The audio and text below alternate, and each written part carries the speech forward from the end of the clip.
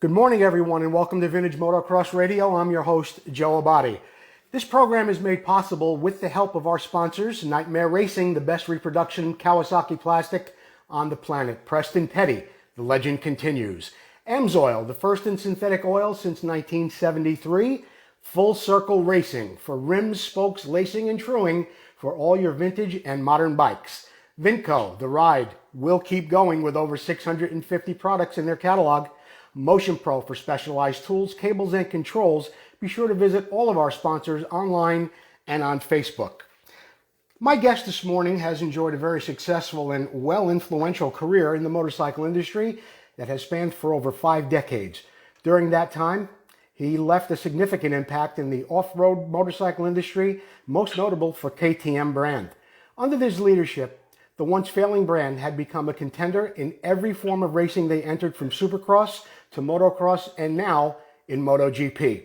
He's the recipient of the 2000 AMA Lifetime Achievement Award, 2008 Motorcycle Industry Chairman Award, the 2008 Supercross Lifetime Achievement Award, the 2009 Mickey Thompson Award of Excellence, and in 2020 the Dud Perkins Lifetime Achievement Award. He's also been a lifetime member of the AMA since 1969. It's an honor to have as my guest this morning the Executive Director of KTM North America, Mr. Selvaraj Narayana. Selv, are you with me? Yes, hi Joe. Thank you for being here this morning, Sel. Yeah, thanks for inviting me, Joe. Thank you very much. And I know it's a Sunday morning. Yeah? But I hope the heat is not going to hit all of us because we're sitting inside. I'm sure we'll be fine, Sel, and congratulations on all those awards. My goodness, I guess I could ask you, which one really meant the most to you? Well, it's difficult to say. The most important probably was the first one when it was the Vintage Iron one with Roger. Mm-hmm. And honored me and at MGM, and it was become a bigger surprise. So at the Supercross at the US Open, and Roger was with me, and the Roger and myself, we go a long ways. And, sure. It was very, very emotional. It was the first one. So. Well, Sal, let's go back to the beginning. And you grew up in India, and I was wondering if what was your passion for motorcycles back there? Were you involved with motorcycles as a kid growing up, or did you see certain things that were influential on you that led you to where you are today? Well, not actually. Actually, that when we were growing up, schools and college and everywhere. Mm-hmm. The mechanical things always fascinated me. Is anyone riding a motorcycle, especially the foreign people coming through the motorcycles, it's always fascinated me the way that how the two-stroke and four-stroke functionality. And also, I've been very much involved with the science class and science project. I was wanted to go out and to spend a lot more time in the science project. We're making little things, the mechanical things. It was always been fascinated me to do with that, and especially the motorcycles are very much a part of life of my family. And of course, my father was the first bus driver that was always grow up in the automotive sector. And all the stuff is really brought me into the passion of automotive, and so that was my first start. Getting fascinated about the motors. Mm-hmm. So, who were some early influences on you as a young man that maybe got you interested in motorsports? Well, basically for all the friends, we used to take the motorcycle apart, basically without knowing any mechanical part of it. We were just fascinated in taking them apart. Of course, like most of us, you will always destroy something that we don't know how to put together and leave a lot of screws laying around. We don't know where that goes, but somehow this is where the whole thing started, taking the bikes apart, learning everything for ourselves. So, yeah. So as time went on, was it something that always stayed with you as you went into college to get an education there, or was there a gap between motorcycles? Yeah, then that's right after that. right after that, went school and technical colleges and trying to be a part of the automotive. Always fascinated with automotive, and riding a motorcycle became fascinating. So when I get the license, Mm-hmm. well, of course, we all did it without having a license. We rode the bikes with cautiously, uncautiously taking the bike tests everywhere.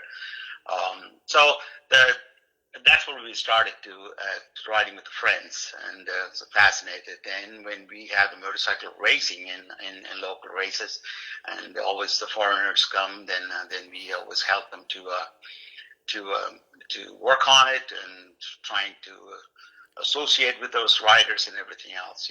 That's what the whole young age started being a motorcyclist, and also taking the bikes and run away from home Mm-hmm. like everyone else did, going there, here and there, and trying to have an adventure on an early age. Sure. Motorcycles, that's where it started. What types of races were there in India that you went to as a young man? They usually they held at the airport, and so that not that many motorcycles. They all have to bring from Sri Lanka and also Malaysia, Australia, and so they're all foreigners, most of them, and few Indian riders. And I was still young, and so if they have to repair, they have to all the small parts need to be manufactured. So they have to seek for our friends and other associates in a little workshop that we used to make those little parts for that. For an example, one time I remember the old Gilera, we have to change the crankshaft, the connecting rod. Then we put those things together and raced, and he won. But we have no idea, we just know from our 16, 17 years old, so we had some ability to work on those bikes. So we just took them apart and helped them out, so those riders. And so this is all fascinating.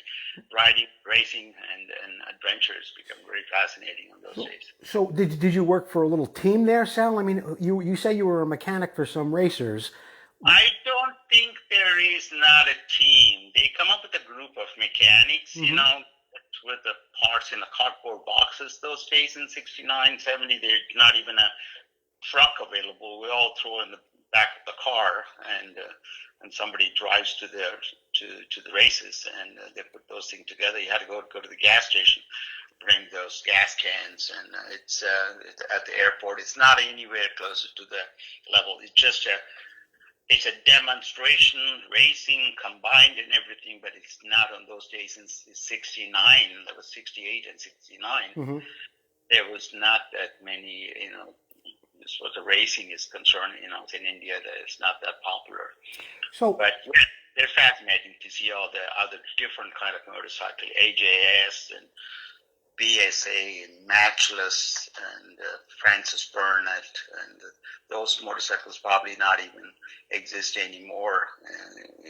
So it's very, very Gilera and stuff like that. so it was primarily road racing. Were they like road racing events there?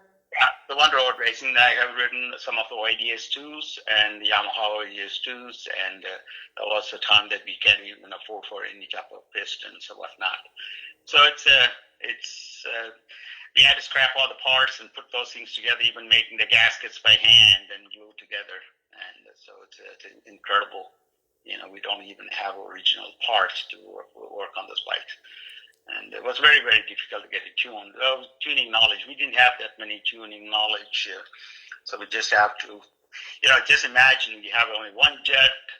It doesn't matter how the bike runs. We have to work on the air screw trying to get the bike running.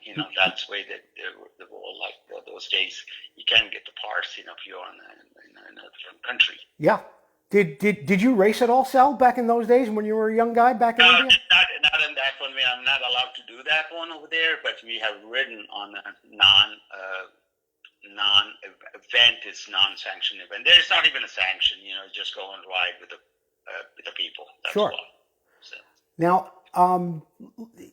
I also discovered in my research that while you were in college, that there was a possibility, or you thought a lot about getting into the automobile industry with either BMW or a company like that. So during your time in getting an education at college, was that your goal?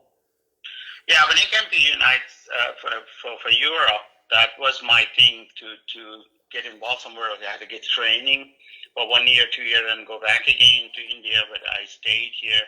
I applied for BMW, Sundar, and also Hercules.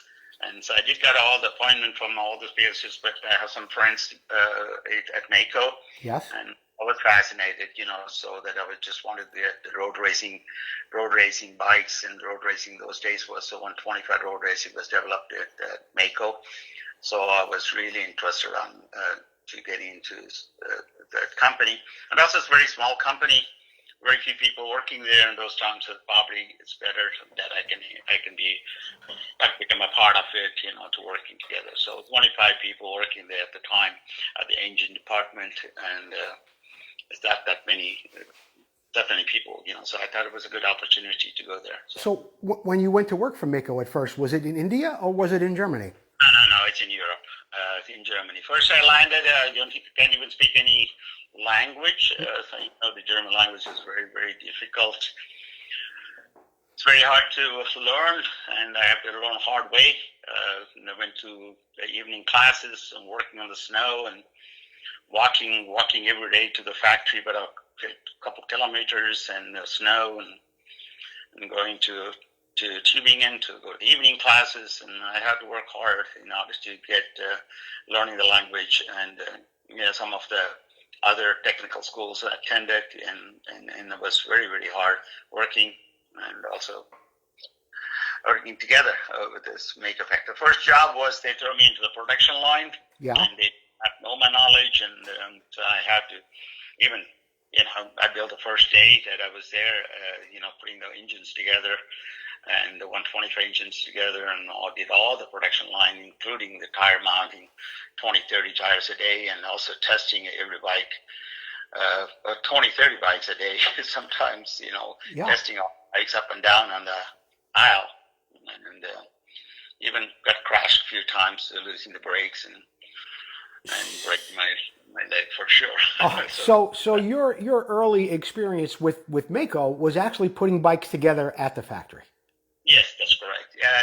And also I'm helping Barry Onsen, the Swedish, the 125 road racer, helping him as well, and building some of his engine. He always wanted me to build the bottom end of the engine because he is so comfortable with me putting those engines together. So now, with Mako and working in the factory, how long before it was that they sent you out on the road to work with the motocross team in Europe?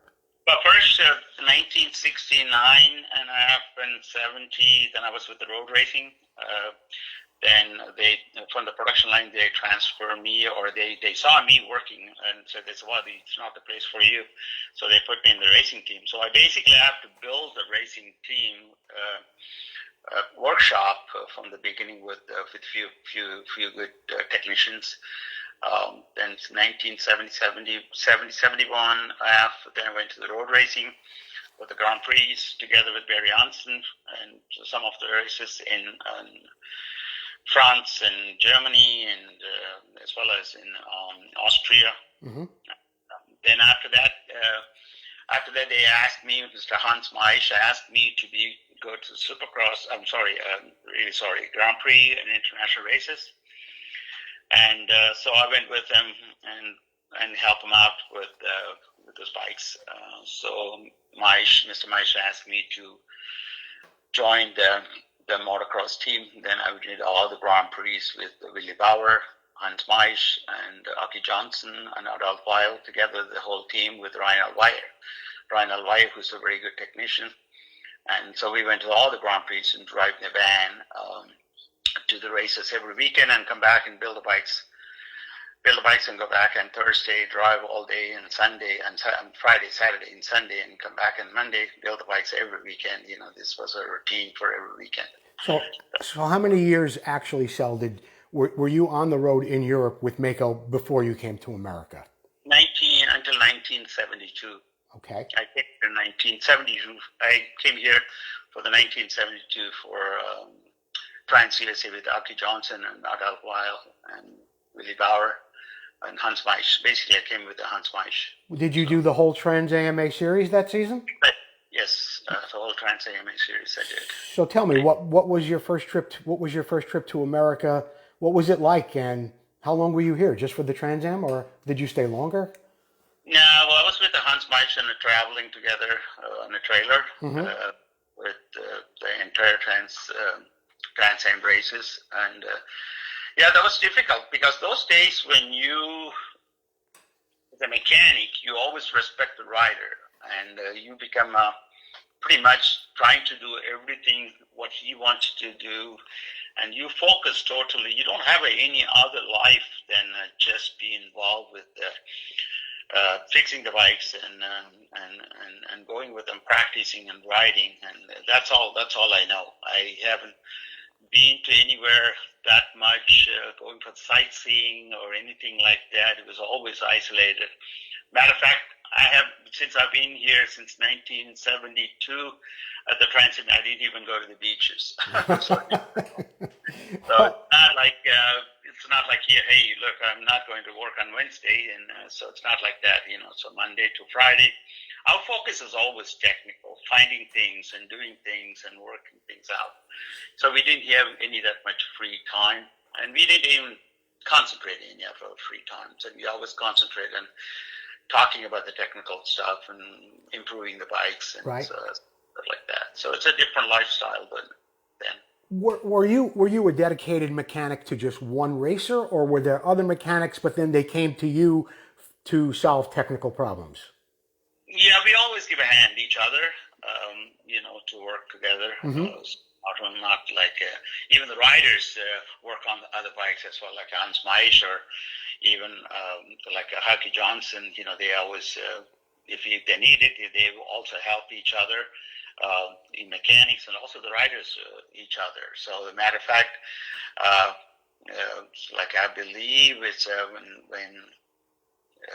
when Hans Meisch was putting the tires and helping tires and working on the wheels and vice versa, So and with Aki Johnson and so the mechanics, so they all work together, welding the frames and doing things, everything. They all work together. So.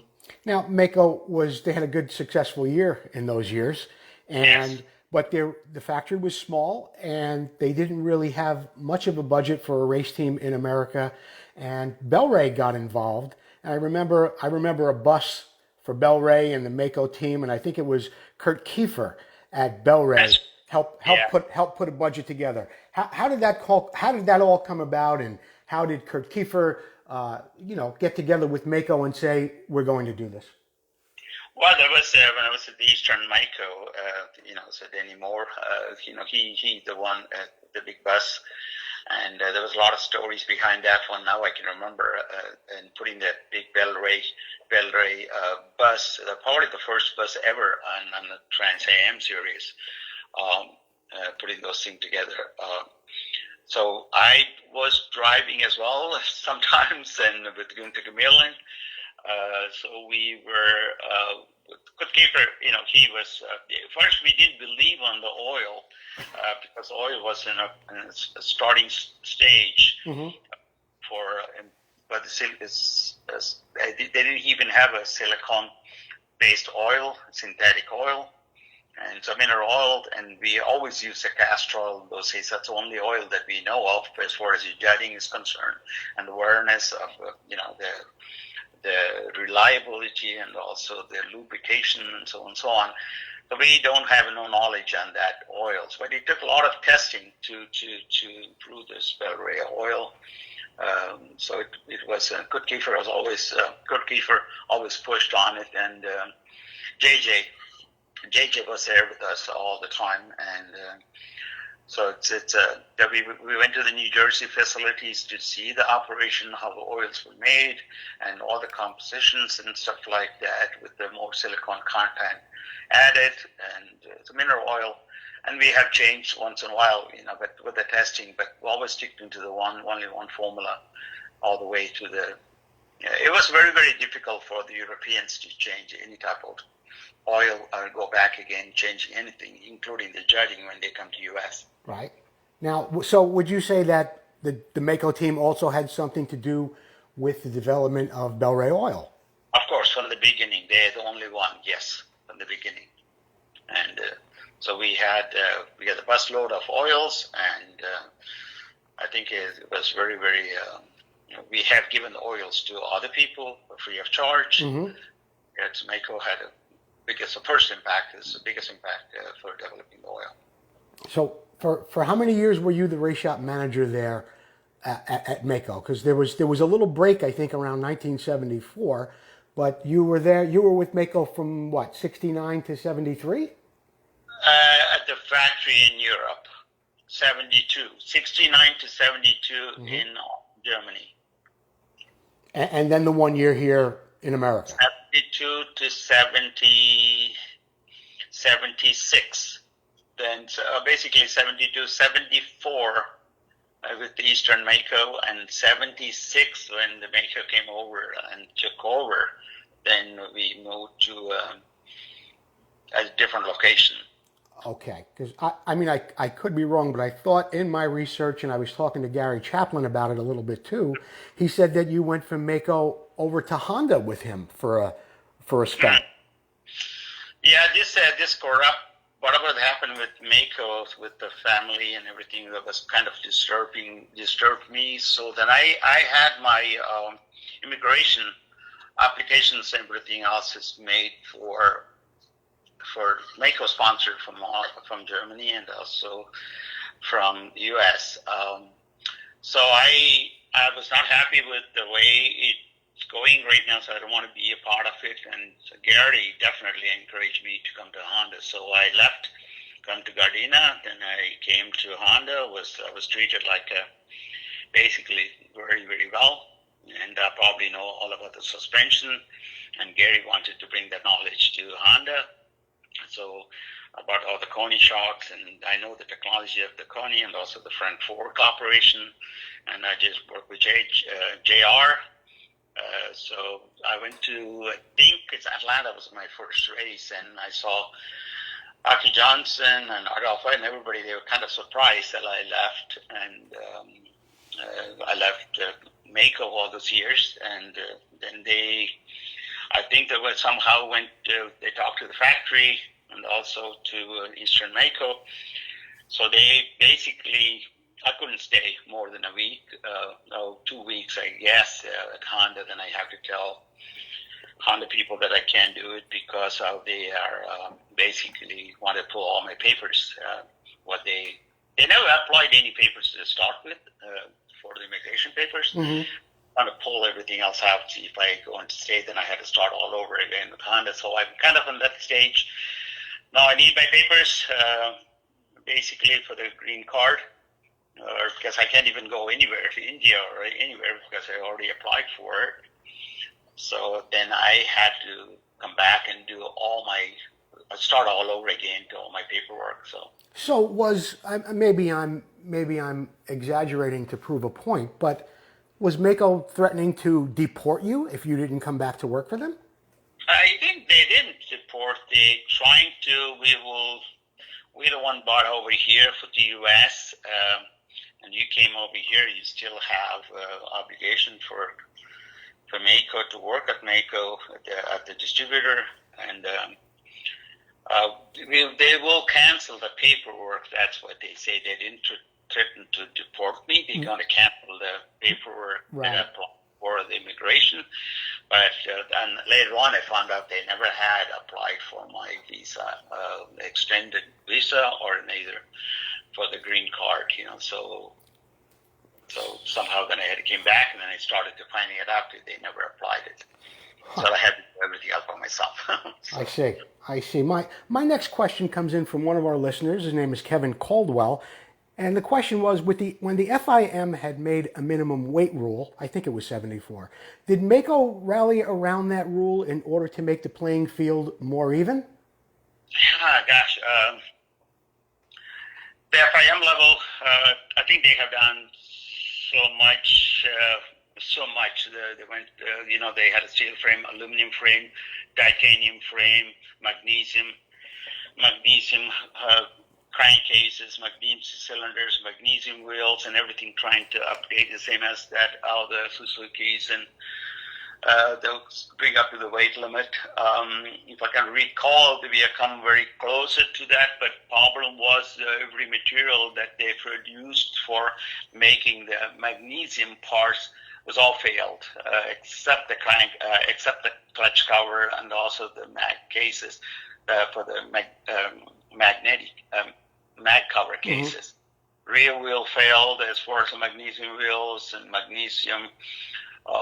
Fork legs are failed, and also magnesium. I remember the one time that I got a magnesium cylinder, and cylinder head was welded together with the cylinder. Due to the heat, you couldn't take them apart. And also cases, the bearings came out of the magnesium cases. And magnesium triple clamps and titanium frames. I can remember that I welding the complicated titanium frames and aluminum frames and all the stuff they tried to for the Japanese factory to go against the Japanese factory, but still nothing was very, very successful. Everything broken apart. So we had to change it so often. It was very, very, very costly to replace it. So your point for whether we ever came too closer to the Japanese on those days that I can remember, no, we never did. Okay. That is a battle of going through the different material and the reliability, and also the cost fact was very, very high. But if it's a small company, they have tried, Mako tried everything they could. Sure. And so. Hey, Sel, were you with Montesa at some point too? No. Okay. No, I never been. Suppose I'm not sure that I couldn't remember Peter Lampo. Maybe. Yeah. So yeah. I never been with Montesa. No. Okay. You know, I had Garrett Wolsink on as a guest a few months back, and he mentioned that you were there at Mako the same time that he was. Common knowledge, I think. But it was 1981 at the USGP where Garrett said he didn't get the same bike to race that day as he was getting previously. What do you recall about that day and that bike? Well, we talked about when Garrett was here for Anaheim too, to trying to straighten up my memories. And yeah, so he said, we go a long ways, and Garrett has intention, he got extended knowledge of, I couldn't even remember a lot of stuff that what was with Garrett. Yes. Yeah, he was, there was, I'm not happy the way that he came with this bike with, the magnesium, like I said, the magnesium wheels and the floating brakes and the voice and reed valve and everything else is out of because I'm always been a stock fanatic. I want to make the stock bike work and show, then they all come up with the exotic stuff that I don't have any knowledge, whether reliability or, we always trying to be same as what we think that it's work. But sometimes I'm always kind of scared, and so I didn't like the way that he come up with the modern stuff, and so we had some argument. But so I think I think he finished in '73, he finished second in Carlsbad, and so he had some difficult times with the Mako, and sometimes they didn't.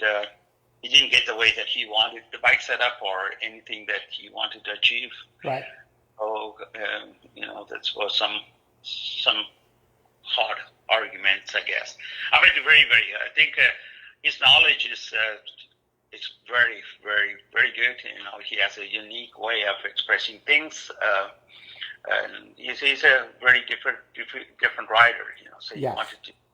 Was very, very particular on setup the way that he wanted to do. So right. Well, I thought it was a fair question. It came in from one of our listeners, Norm Hamaka, and I thought, being I had Garrett on and he said his side of the story, I felt it was right that I gave you equal time to tell your side of the story as well. Yeah. That's my story. Yeah. So. Let's talk a little bit more about the other times at Mako. There were some major chassis and engine changes between '79 and '81. Of course, The 81, you produced the legendary 490 Mega 2. Were the designers the same at the factory for those 3 years, or was there a new team brought in to design the 490? Now, I've been through with that process from the beginning. As basically Yaro Gorgos, he's inventor of this Magnum engine. 1978, when Herbert Schmitz came over U.S. for the Trans-US, and also Danny Schwartz was involved in it too. So we usually get the blank cases that we need to work on it, and it's probably the most revolutionary time when they made the 3-shaft engine with the parallel engine in order to bring the sprocket closer to the swing arm. That's what the smallest engine ever designed, and that the Mako engine is a Magnum engine, and so they call them the U transmission. I guess was smallest gear that I ever seen on a motocross bike in those days, and the smallest engine. That was a revolutionary engine when they built that engine, and I remember when we kept a pretty big secret that in 78, 79, 78, when Danny Schwartz won Brevet, we had a 490, Mako had a 490 engine. I got the first cylinder, then I put those things together. Then he won because he couldn't believe that how fast it was. That was the 490 first cylinder ever mounted on Danny Schwartz's engine, and he won the nationals. And that was in 78. 78, yeah, 78. So that was awesome. Again, though, Sal, are there the same designers there for those 3 years? Or? Of course, yeah, they have the same designers. Okay. The chase, the frame was done with the same designers, yes. Now, did you stay with Mako right up until their problems began in 1983? You were there right till the end? I was right until 1987. After 83, then I have the obligation to close the company or continue the company. Then I went to Italy a few times to dealing with Aprilia, and also I believe was a Villa. I went to Villa because the family wanted to continue the operation with a different brand. We almost had a close contact with Aprilia, but the contract was done when I was there in Bologna. So it didn't work out. Basically, I stayed there almost a month and a half to working with Mr. Bejo and with an Aprilia factory. Somehow they were not ready yet to come to U.S. and because they didn't have their product. So then I went to Villa, and the Villa was a very, very small workshop, and they're not capable of producing anything to that level. So then I just keep on working there with the distributor and also the dealers here to liquidate everything possible they can. Then, of course, it was a very, very difficult time. Then I had to make sure that I had to move on. Then I just left 1987, middle of 1987, March, I went to KTM and talking to Drunken Bulls, and they wanted me to come over to take over the operation in the Western office. And what was your job there at KTM when you first went in 1987? What did you do? Well, when I came over, I was under Jack Leto and Rod Bush, so I had to reorganize the parts department from the East and West, combined the parts department to one operation. Also created the entire, and also be taking care of the South America, the export sales and also the dealer sales. And I was general manager at the Western office under Jack Leto and Rod Bush. Rod Bush was also the manager for the Eastern operation. After that, I worked a little bit more on the military project and also then the racing. And I initiated the motocross racing, but they do have some motocross racing, basically, but I have to strengthen the KTM to be more involved with Supercross and as well as in all the motocross races. Did you work with Scott Harden there a lot too? Yes, yes. And Scott came over in 88, 89. Then he was a marketing manager, vice president of marketing. Yes, I worked with Scott very much, yes. Now, I also read that when KTM got into some financial trouble at some point, there was an investor from India who had considered buying the entire company. How did you stop him from buying it? And what moves did you make in order to keep KTM liquid and not have to sell out? Well, it's basically when KTM searching for taking to another level of, I can't say that only the financial trouble, and also they're looking for a more strategic partner. They wanted to have India to be involved in it for producing all the future joint product bikes, and also South Asia sales, and also in some of the street bike. And so they involved with Bajaj, and they become a partners. Bajaj become a partners with KTM's. And I think 40 started from 46% and 47 and 48% now, so 49%. A moment ago, Sal, you mentioned something about the military part of KTM. What was going on there as far as military things and what you began to set up for them? I can remember that a company called Accentra, they have a military project. They wanted to do the military bike on a KTM 250 and the 125, I believe, in those days. And so then they have provided us funds to do that. So I have engaged with them to producing the bikes. But the problem was that they wanted to have a long-term technical testing. Yeah. And and they have provided some type of funds for us to proceed, but somehow a factory in Austria couldn't comply with us or bringing the parts to their specifications, and so we just dropped the project. I see. So,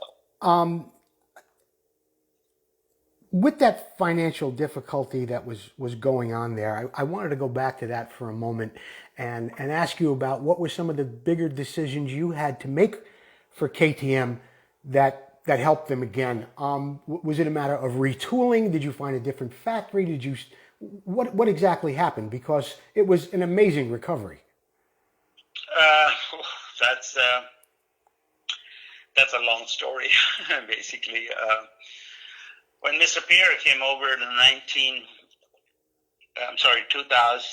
2008. Right after that, they asked me to say that yes, sell that we have an investor. Then we are linked with the Bajaj Group. Then we are going to produce street bikes, and we would be interested to go to India because I want you to be there. And then I said yes. And then he took me over. We went to the first visit to Bajaj, and he introduced me to Bajaj Group. And so I started to engaging with them as far as developing the 125 street version of the Duke. That's what the revolutionary started for as far as the street bike, the first street bike invention. So, and that was the beginning after 2000, middle of 2000. When I left in 2018 on, then I've been the 10 years. I've been working with the Indian project as well as they went to Southeast Asia to build Southeast Asia entire operation for the distributors, and probably 7-8 distributors are set up in Southeast Asia, Vietnam, Cambodia, and Malaysia. Then also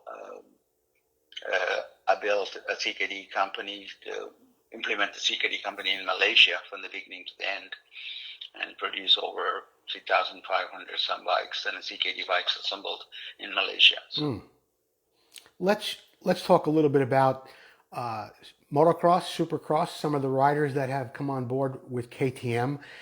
Cooper Webb comes to mind. He was a great rider, I thought, but he always struggled on the Yamaha. Roger DeCoster saw something in him and Next year, he was on KTM, and you guys won a championship in 2019. Are you part of that vetting process, Sel, when it comes to picking out riders for race teams? Well, on and off, and a little bit more. And I have to say, Roger become the main person that who had a long vision, and also I think our KTM president, CEO John Hines is probably they all had a incredible vision of that we want to do in the Supercross and game, and so it's we have a good history of with all the other races that we've been, and Roger. Yes, I have given some of my decisions and advice in general. Yes. But mostly involved with the administration, and I was concentrating also the sales in Mexico at that time. So I think part of if you say, well, I have a lot to do with this, no, you have something to do with it, yes, and also giving us suggestions, but mostly it is done by the CEO John Hines and Roger and Aim. So I see. Well, you did create something else that was a big hit. Everybody loves it. It's gotten so many youngsters involved in the sport. You created the KTM Junior Supercross Challenge. How did you come up with that idea, Sel? And did you see a big surge in the smaller bikes once that took place? Well, when we started bringing the LEM, the KJC development, and just Scott Harden was involved with a lot more when he was the vice president of this. He's also taking care of the business and marketing end of that, the KJC. The vision come from basically I had a meeting with the AMA, the first with Roy Jensen. Roy Jensen is probably the key part for bringing those Supercross within Kissimmee. He called when we had the meeting, AMA meeting. I show all the concept and everything else, and he said at least. And also Racing for the Kids program from Katil City Police Department. They were involved with the DARE program. So they also pretty much involved with introducing those mini bikes to schools and stuff like that. Mm-hmm. So. However, and then Roy Jensen called, and so then he talked to Scott Harden as well to bringing that in the Supercross. There was a lot of hesitations in the past whether the kids should be ridden on the Supercross the same track as what other riders are riding, were they capable of doing it or not. And so that becomes a very, very successful story of implementing the KJCs. It was a great team effort from between Sir Scott Harden, Rod Bush, and Mike Grosso to all the team, everybody else put together, and Eric Henderson and Tom Owen, and it was all of them pitched into that, the entire project to become the KJC very successful. Let me ask you this, Sel. We were just talking about hiring riders, and you do have something to say, but maybe not the final decision. When I think about KTM and a successful career and a very powerful team that you had, were you sorry to see Ken Roczen leave? And was it just a matter of KTM not being able to pay him as much as Honda, or was he disillusioned with KTM for some reason? No, there is, as far as that I know of, Ken has been a very good ambassador for all of us and even for the motorsport in general. Ken, it's always been there. It has nothing to do with any of technical or anything like that. Of course, that they always have to look for the future and the money always as a different, of course, that we as a company, we can go only a certain budget and certain level to keep the riders. We will try all of our best to do that, but it's very, very difficult. If you have to make a decision for one rider, I think in a corporate point of view, it's very difficult to put everything else in one basket, so it's, and I don't think it's, I believe that it's a decision that was made by Ken, whatever he did, he's, where he left to go there, and it's basically totally he was looking for himself to become what do you say? It's very difficult to say. Money, Sure. basically. Yeah. So it's. I get it. Now, I think KTM makes more different size bikes than any of the other manufacturers. You try and make a bike to fit everyone, but what is KTM doing to get the showroom doors open to new on-road riders and off-road riders? Let's talk about marketing there a little bit. How are you getting the door open to those new people? Maybe the people that have never ridden before. That's a real good question. Statistically, that is, it's getting the door open, like the off-road riders in the market, and with off-road and MX building the world-class motorcycle. They meet a lot of customers. The process that we are learning from our racing and from all the athletes around the world is every race in the United States, we share all the data with the racing department, R&D department, and learning from the best athletes and toughest conditions, and also we put a lot of effort in R&D in the world level, and specifically, the U.S. We're making a motorcycle with specifically for the customers here. When we test here, that we just specifically wanted to make sure that what they get, what we make. Mm-hmm. And then also what we make is what they get. That's not the way that we work. We always wanted to see that what they really need essentially to make we have a philosophy in mind, purity and performance and adventure, and we go to the extreme level to show what we can do to develop the bike. And that's a key element for us. We just the company with the very pure mentality. What we produce probably the best for the riders, and including their safety. So this connection is sport, and the strength of a brand is recognized, by the customers eventually, and most of them are orange bleeders. That is support of the dealers and a technology perspective. Our commitment is, and also the two-stroke development. The new technology will be developed for the TPI with the injection, for fuel injection. Injection with the transfer port injection was probably the breakthrough technology. Mm-hmm.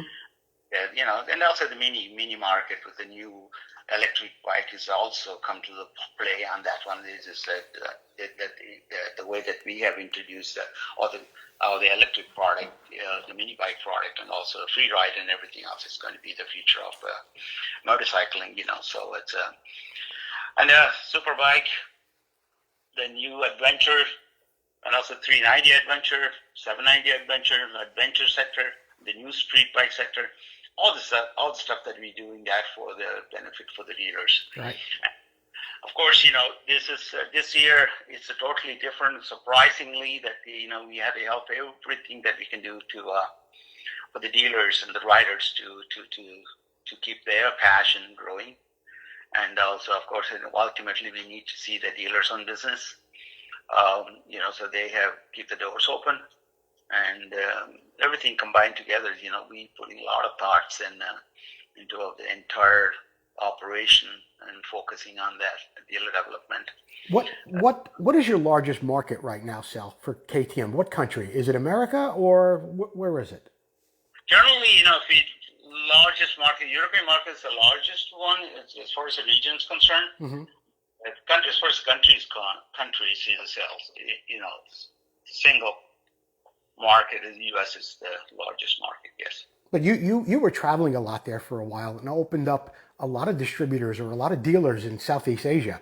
How much did you expand in some of those countries? Wow.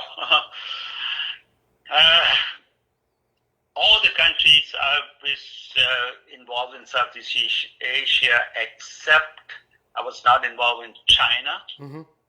And meaning Korea, yes, but not North Korea, South Korea, Taiwan, Cambodia, Vietnam, Laos, Malaysia, Singapore, Myanmar, Thailand, and Indonesia. Indonesia, one of the largest market, and also just saying the Indonesia, I implemented the MXGP in Indonesia and also in Thailand and helped the youth stream to develop the motocross GP in those countries.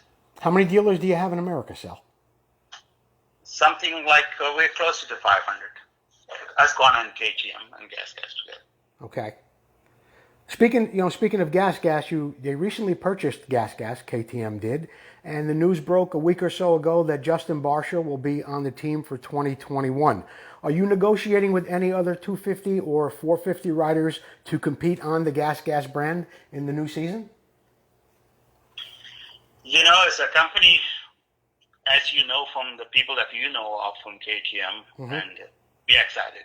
We are so excited about Supercross and motocross racing, including off-road and on-road and adventure and every kind of racing that we've been involved in it.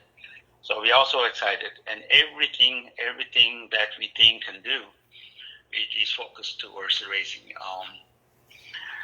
partnered with Troy Lee Design. There was a Troy Lee team jumped in a few years, and then they did a fantastic job for us.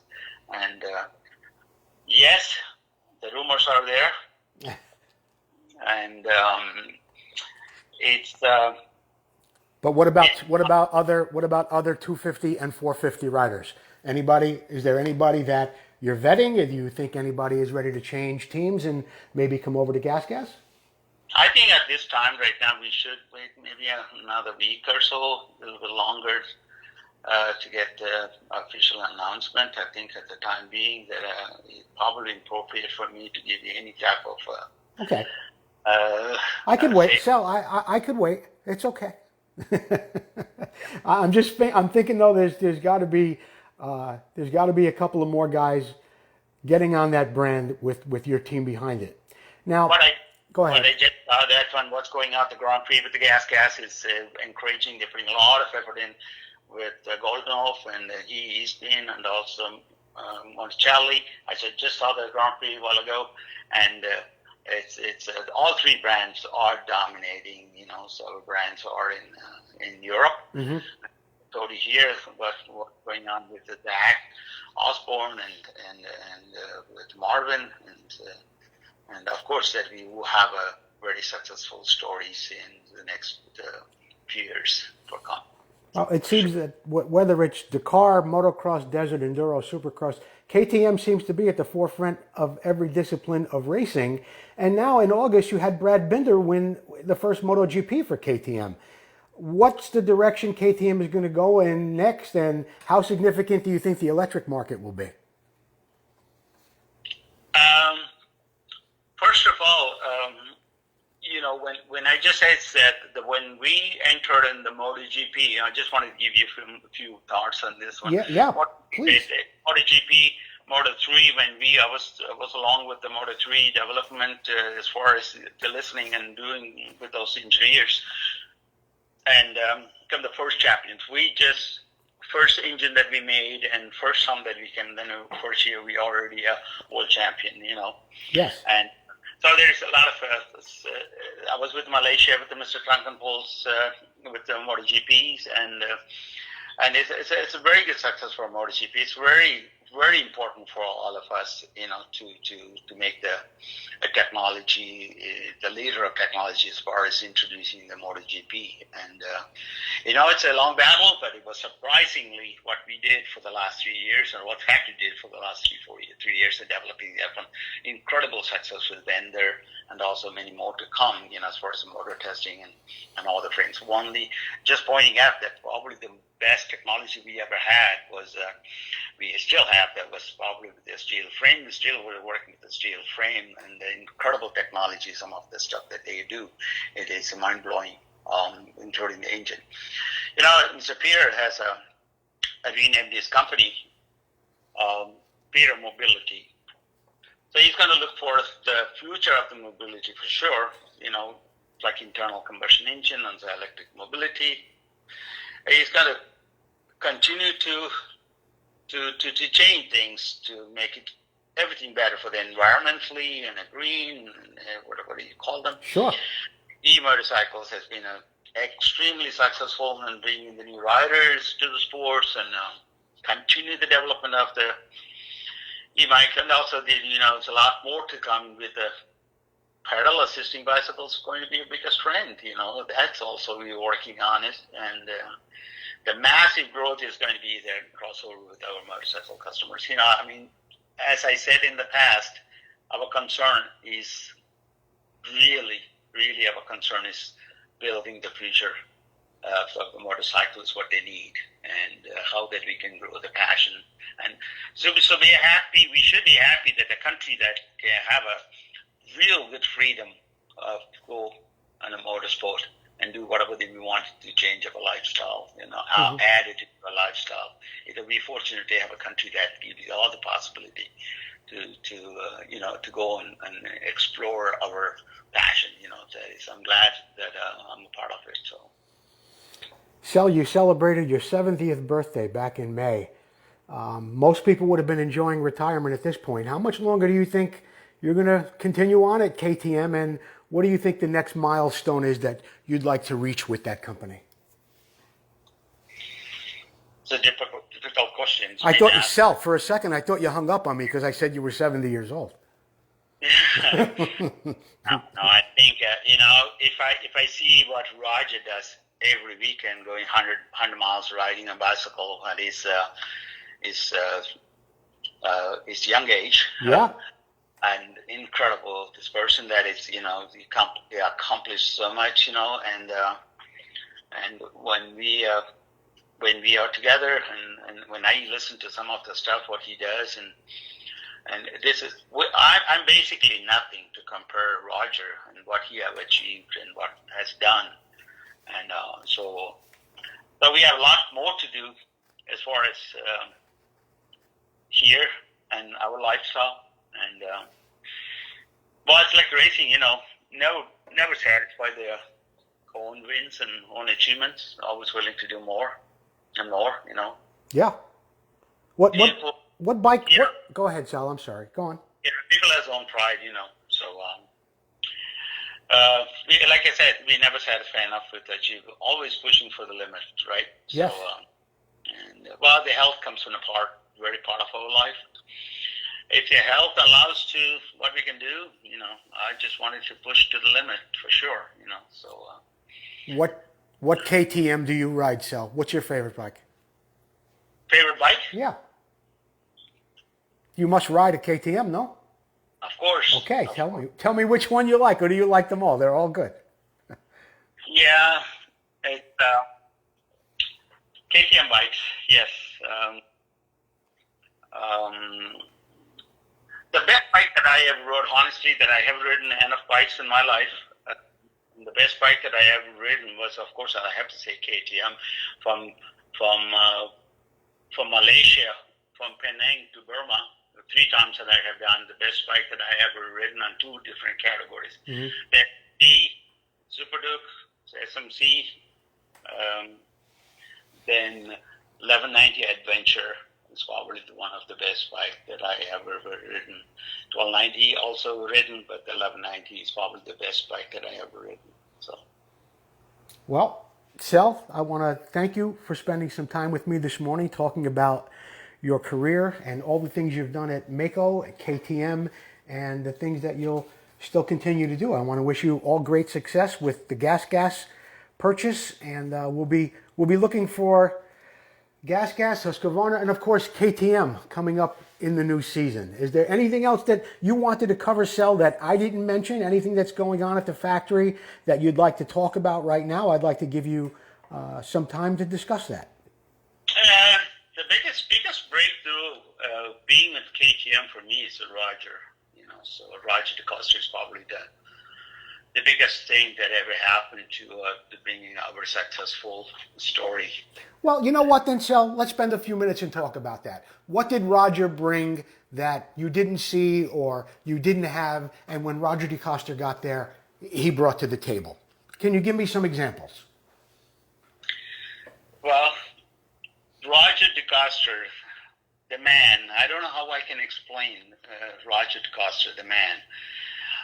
I would say for my lifetime, or even for the young writers that are writing this lifetime, they probably ever seen someone like his level. Mm-hmm. And it's a different level. Roger is in a different level. You know, that I was walking through the last week, then he was making some parts that is probably, you can't even see that part, but he's milling that in a milling machine, and that's going to be one of the biggest important parts that we're going to be using on one of those bikes. But it's unbelievable technology, the knowledge from the beginning to the end, what he has, and also the way that he, you know, if you would have listened to the Mind Champion segment, you know, with Ryan Dungey, and so it has been incredible. Certain things that I did not know about Roger. I'm getting to know Roger a lot more after the 50 years. I'm just going with him week after week, learning things from him. He's Roger brought something that is very, very unique, and it is incredible knowledge brought that for KTM, and also the way that he's been developing this, his associates and the people and the riders and everything. That is, I would say, I'm really fortunate to be with him, working with as a friend, and his knowledge is incredible. I don't think that I can say enough about him. Like I said, finally, you know, there is no one could match his, the way of, wealth of knowledge that I've seen him from 1971 being with Roger, and there is not even a single one that I can think of that can match his knowledge in generally everything you can think of. Yeah, and when we're talking about knowledge of so many different parts of a motorcycle, are you saying that he's extremely knowledgeable in suspension, in all different parts, geometry, how the engine runs? Roger's involved or gets involved in all that? Every part of it, from the beginning of the wheels to the end of the wheels, the frame, engine, shocks, forks, seat, anything you can think of, and the suspension as far as the linkage and everything. There is incredible knowledge all over. You know, so there's I can't say specifically one part, everything. Wow. So, you know, if I can go back again, these riders in Europe, then I can give you a few examples. This is when I built some spokes from Buchanan spokes. You remember the Buchanan spokes and Will Smith spokes? Sure. They refused to ride the front wheel with those spokes on. You know why? Because they can't feel, when they break it, they cannot feel the flex of the front wheel, so they can't go in a place where they wanted to go on the whoops or the turns.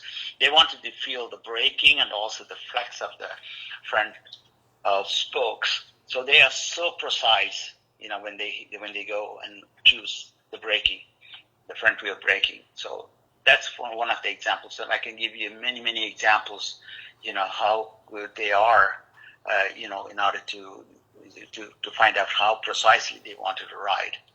I don't see riders now, they know what they want, but they cannot tune specifically. Like a Roger, they know exactly. Like I can even give you an example. Mako days and those days, they even take the front fork seals to grind the bottom lips so the front fork can slide very, very easily and soft, so they can feel that, you know. So we didn't have that technology those days, and everything has to be worked with the viscosity of the oil and the spring and some valves, valving. That's it. But they have some knowledge, that incredible knowledge. What we enjoying right now, it's all come from mostly all coming from the people like Roger, Wild, and Aki Johnson, those big the best riders that we ever had, Mikula, and you name it, Garrett Waltzing, and Selvaraj Narayana, and all those people. Yeah, well, you know, the rider feedback meant so much to the manufacturers back in those days. It was everything that the racer told the mechanic, and you got it back to the factory and tried to put it into production. And I don't think you have that today. So yeah, no, it's some people can feel it and tell, but it's nowhere closer to what I have learned in the last the first 10 or 15 years of my life when motocross, and that is a lot more, So sure, they do have a lot more knowledge here, the riders, but technically, a lot of things that we're making in the past was more input. The entire development was done by the riders in those days. Well, I guess the computer tells so much these days too, that which is a big difference from what a rider is telling you. Well, when we are when we had a shock or frame changes and everything else from the rider's input, we know that we had to work with the slide rules and pencils. We didn't have any computers on those days, so it was very, very difficult to determine. But now the computer technology is simulating with the sensors and everything. We have a lot more detailed and process, and so it's difficult. It's different. It's so much different. Sure. So. You made a statement a bit ago. You said that some riders in Europe anyway, are so in touch with their bikes they can tell you about the spokes in the front wheel when they're turning. Yes. But the American riders aren't that way, or where do you think that gap is? I mean, why is it a European rider can tell you and maybe an American rider can't? Or can they? Then now that it's a fine tuning. The mechanics engineers already knew by simulating some stuff they can give, but not in the large development. The bigger development. They're all done through the engineers here. Yeah, so it's not that I don't think the riders can give that much of precise their feedback to that feedback. One thing that Roger told me, that some riders if we can change the steering head angle, yeah, they know the difference. Of course, talking about the steering head angles, we had to cut the frame to change the steering head angle those days and put it back. So we didn't have that knowledge of the triple clamp offset. So we had to cut the frame. Mm-hmm.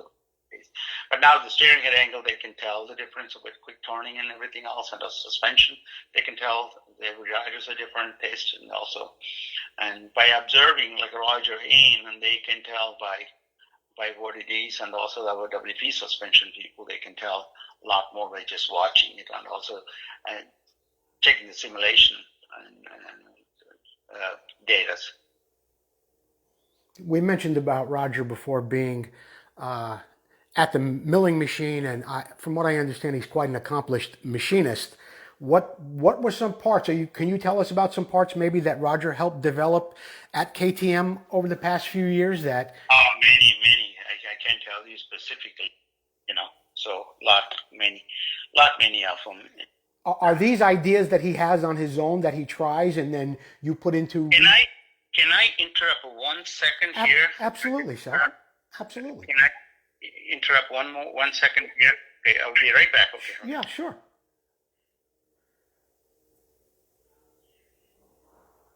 I hope everyone's enjoying the interview this morning with Selvaraj Narayana. He's, of course, telling us about his years at Mako, KTM, and in the last few minutes we got to talk more about Roger and his research and development at KTM. And when Selvaraj comes back, I'm going to press him a little bit. Yeah, hold on 1 second.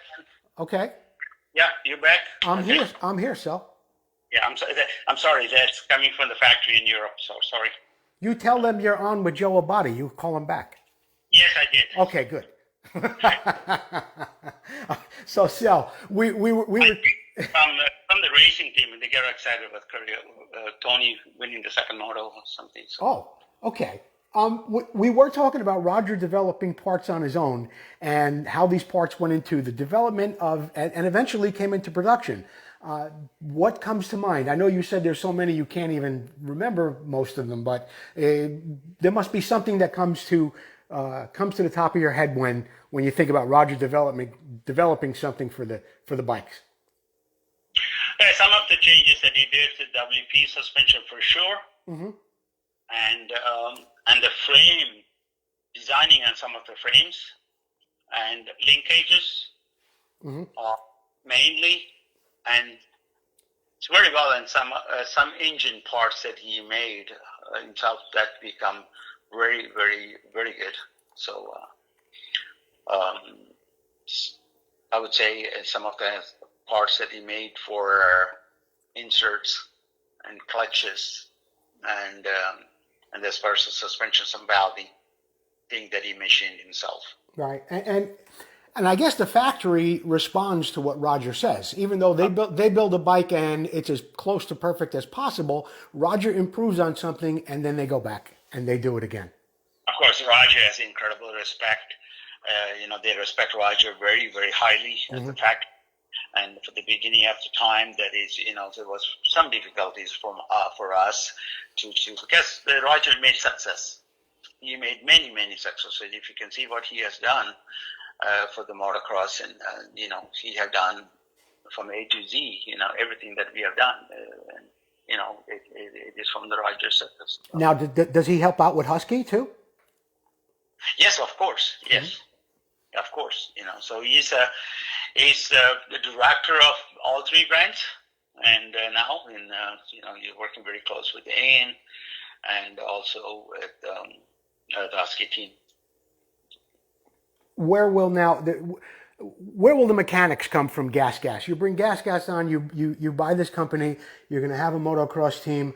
The mechanics will stay who were there, or will you be replacing them? How does that work? Well, it's going to be internally, because I'm sure Troy Lee will have their own mechanics and everything. And Troy Lee will be running the team. Okay. Yeah, so that they will have all the entire team crew working for that. Now it will be transferred to Gas. So that's what it will be. It'll be the Gas Troy Lee team, like Red Bull KTM. Yes. Or something like that. I see. Okay. Yes. Well, Sel, if you have anything else you want to talk about as far as the factory, some of the plans, Gas, or anything else, I'd be happy to give you more time. I don't have any place to be. Okay. No, I mean, what we have done, Mr. Peter has done, is incredible. And the entire group of KTM, that I just have to say that it's very, for me, if I would have been thinking the same thing what 10 years ago, I wouldn't have believed in it, or 15 years ago, it's a lot of struggle now. It's everything precisely coming together, the marketing team here in the U.S. and also in Europe, and the leadership of John Hines. He's been involved with every weekend, and he rides himself, and he's been involved with, we're very close to the Motorcycle Industry Council, and also AMA. Every organization that we can think of which is supporting the motorcyclist, and it's a good journey, good journey. Keep on keeping the interest going for the industry. I couldn't be anywhere better place than what I'm doing here and what being with this company. It's just incredible, and all come from the weekends. We always say that. All week through, Monday to Friday, we work at the office. Then Friday, Saturday, we get all excited about the racing wins and what's going on at the races. It's like the old saying, I'm not sure it's the old saying or the new saying, work Monday to Friday and Saturday racing and Sunday racing and race on Sunday and then sell on Monday. That's right. Win on Sunday and sell on Monday. Yeah. Race on Monday, we'll on Sunday, and also Monday for the dealers are closed. Maybe you can sell on Tuesday. So, and so it's exciting life. What we can enjoy ourselves. And also this year, it's what really happened with the COVID-19, but things are changing, and I hope we have another real better place to live with without a social distancing. Yes. Then become everybody where we were and where we left, and that is one of my biggest wishes right now, to taking all of us to where we were. That is probably the most important thing of the next few months or few months. Hopefully, it's not a few years. It should be only a few months away. Let's hope so, Sel. Let's hope so. My guest this morning has been Executive Director of KTM North America, Selvaraj Narayana. Sal, thank you again so much for taking the time to speak to me. Yeah, thank you so much, Joe, for giving me this opportunity to take your words. And so it's never ending, So the journey goes on. Yeah, let that passion grow. Thank you. Thank you, Sal. Have a good day. Thank you. Bye. Bye, Joe. My guest this morning has been Selvaraj Narayana, and I want to thank Sel, everyone at KTM, for giving us an opportunity to talk with Sel this morning. Of course, this show was made possible by our sponsors, Nightmare Racing, the best reproduction Kawasaki plastic on the planet, Preston Petty, the legend continues, AMSOIL, the first in synthetic oil since 1973, Full Circle Racing for all your rim, spokes, lacing, and truing needs. Go to Full Circle Racing. Vintco, keep the ride going. Motion Pro for your specialized tools, cables, and controls. Be sure to visit all of them online and on Facebook. And also, don't forget to join us at Vintage Motocross Q&A every Wednesday at 6 p.m. And there's a slide that's been going through as we've been doing the interview here. And if you saw it, you could see that we are giving away a 1983 Honda CR250. Please go to Vintage Motocross Q&A to learn more about that. This is Joe Abadi. Thank you for listening to Vintage Motocross Radio. I want to wish everyone a blessed day, and please join me Wednesday night at 6 for Vintage Motocross Q&A. Till then, bye-bye.